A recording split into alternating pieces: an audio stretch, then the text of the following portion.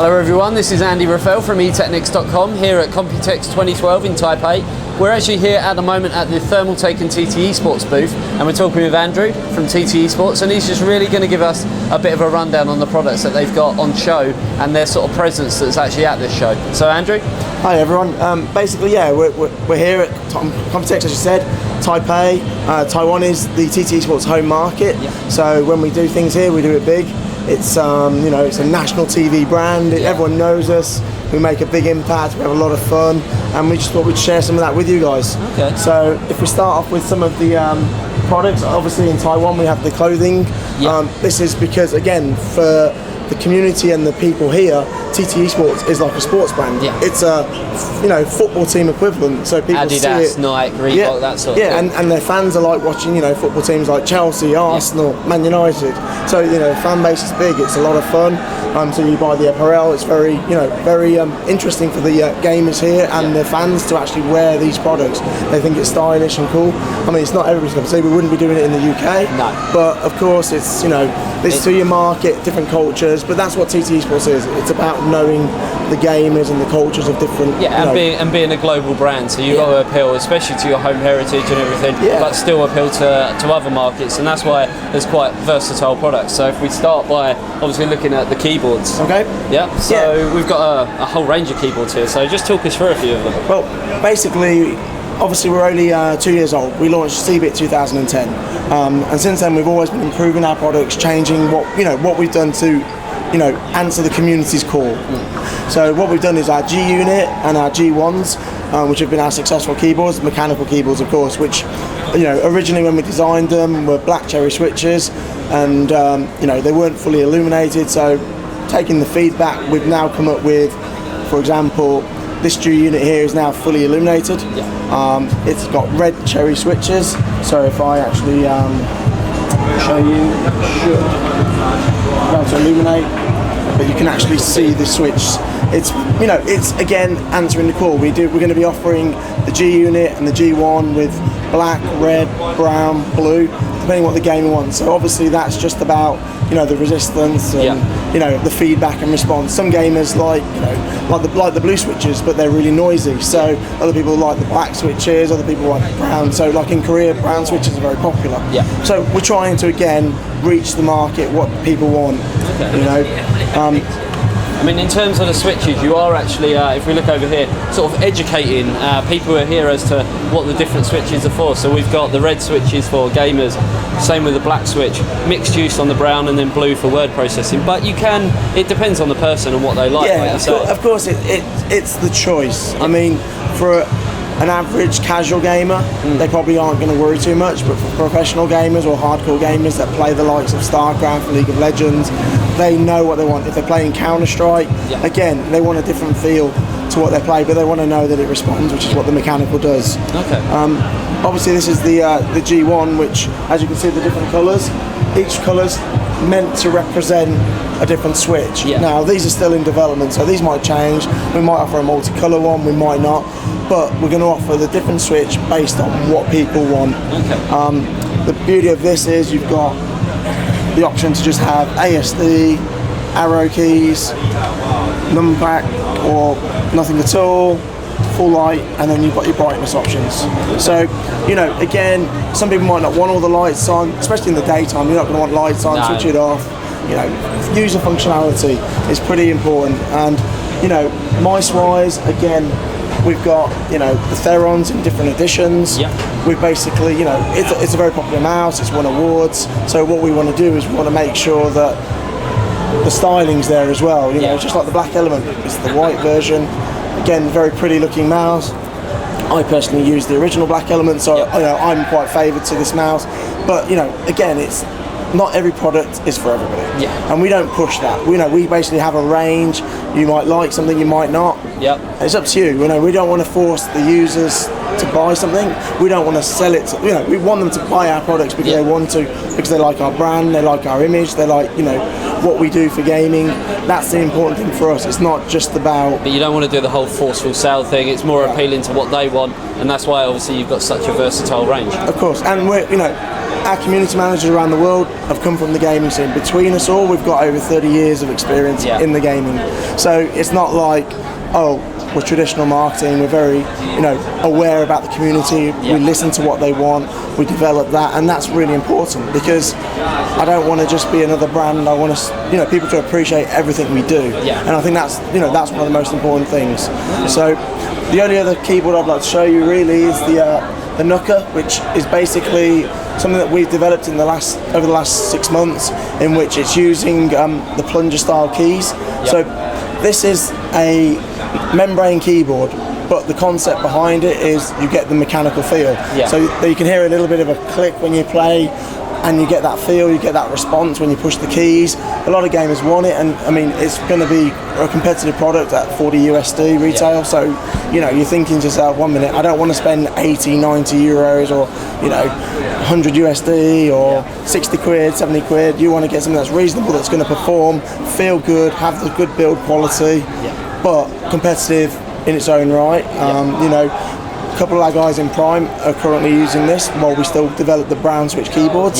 So again, like I said, Korea, they have their preference on what the switch like, but they actually love this at the moment, so they're actually using this, which just shows if they're using this over other mechanical keyboards because of the switches, it must be a great item. And that's it, we use it with our players, we get the feedback, and it's important to us to understand what a gamer thinks, not just like UK, Europe, but USA, Australia, Asia. Like we said, a global brand, so yeah, you've got to appeal to everyone.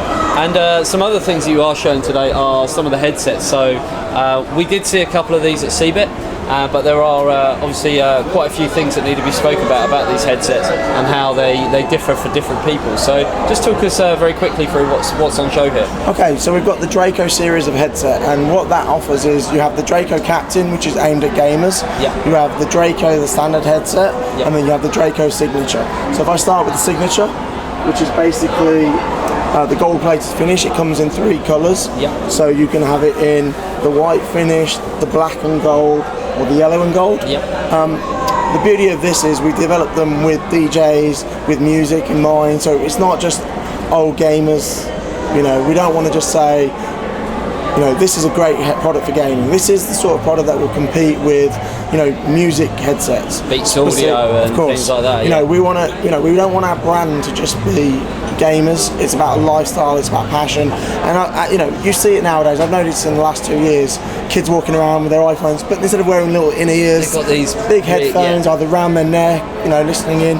And it's, it's a design statement as well. It's, it's quite flexible. The sound quality is really good, but you've got the option to plug it straight into your iPhone. You can plug it into your hi-fi at home. We got 3.5mm as well as 1/4 inch, and the cable's actually detachable on these as well. And like I said, I mean, the key for us is we don't want to limit our brand just to the gamers. I mean, of course, we've got that gaming niche to it, that gaming feel. But like I said, in Taiwan, we have the whole lifestyle culture. We want to reach everybody where we can. We don't want to limit ourselves. We're open-minded to not just gamers, but some gamers will only play like 3-4 hours a week, and they might listen to music 5 hours and watch movies for 10 hours, and this is the solution for that. I mean, we don't have the microphone on the actual Draco Signature or the Draco in general, but that's again because it's actually for the audio quality. But then if I just show you the Draco Captain, which again, same design, same sound quality. It's taken away a bit of the bling. It's a bit more gamer related. It's our TT eSports branding colours, but obviously you've got the microphone now. It's flexible. It's got pretty good soundproof. It's basically aimed at gamers at the same price as the Draco. But again, aimed at the gamer. So a little bit of styling has been changed to appeal, but quality is still there. Again, as you said, it's the detachable, which is great for transportation, especially if you are a gamer. You've got your computer, you've got your monitor, you're going to a LAN event. You don't want to, get the cable all bunched up and everything. So it's just nice and easy to transport. Exactly, and I mean, this is it, and this is what we try and do. Is like we want our products to appeal to everybody. So it's important that we don't just, throw a product at somebody. We listen back to the response of what somebody wants, what they need. We then take that to the next level. come out with some more products, we test them all, we develop them all, we use our pro gamers, we use our community managers, and we just, we try, and every product that we've released since we launched in CeBIT 2010 has always been the next step. Yeah. And that's what we plan to do for a long time, but we don't want to just say everything we do is gaming related. We want to be able to say we've got music products, we've got entertainment stuff, we've got clothing, we've got, we're a brand in its own right. Okay.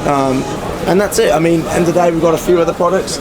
We've got, for example, the Cronus headset, which, again, aimed at gamers. It's got the USB for the light, so it's a fully illuminated headset. Again, a big microphone, basically, styling on the headsets, people always worry they're going to get broken, they're going to get damaged, so a big headset is always going to be a better option. The microphone picks up all the sound, you're going to have any problems, you can use it at LAN parties. This one's quite comfortable in its own right, it's not too big, so what we're doing again is that personal choice. We're not saying buy this product, buy that product, choose what's best for you and go from there. And I mean, that's it, and we're offering a mixture. We've got more things that will be coming out in next year. I'm sure we'll have some other great designs, more fresh ideas. We even got shoes, for God's sake. I mean, that's how exciting this brand is. Anything's possible. And like I said, it's not about what works in the UK, what works in America. It's we actually take into consideration everybody around the world, and we'll try and release based on their feedback, based on what's right for them, and we go from there. So I mean, we're a brand that listens, and we're a brand that enjoys everything we do. Very passionate, love the esports culture, love the lifestyle, from our CEO down to our office warehouse. It doesn't matter who's part of TT Esports. We want people to understand that as a brand, it's important to us that we are responsive to our community and supportive of our community, and that's what we're doing. So we'll be at events all around the world from now till whenever. You'll see us at most things like DreamHack, iSeries. We always go to events. We always have teams at events. We always support community activities online, offline, and that's because it's important to us to actually get the right feedback and actually learn from them what they want, so we can improve everything we do for it. Okay, that's brilliant. Well, this has been a fantastic opportunity to speak to Andrew, not just to talk about the products that they've got here, which, as you can see, there is quite a versatile range, but also to get a little bit more of a better understanding of TT Esports, what they believe in, what their goals are for the future, and we can honestly say that we're quite excited to see what's going to happen at iSeries. We're going to be there as well, hopefully with our own booth, maybe getting some more coverage of what's going on with that, as well as future events such as CeBIT, CES, and even Compitex next year. So there is definitely a lot going on within the whole industry, and especially with TT Esports, and I think it's a really exciting time that everyone's really looking forward to see what happens in the future. So for now, this is Andy Raphael from eTechnics.com here at Compitex 2012 in Taipei, and I've been speaking to Andrew at TT Esports. Thank you very much. Cheers. Cheers.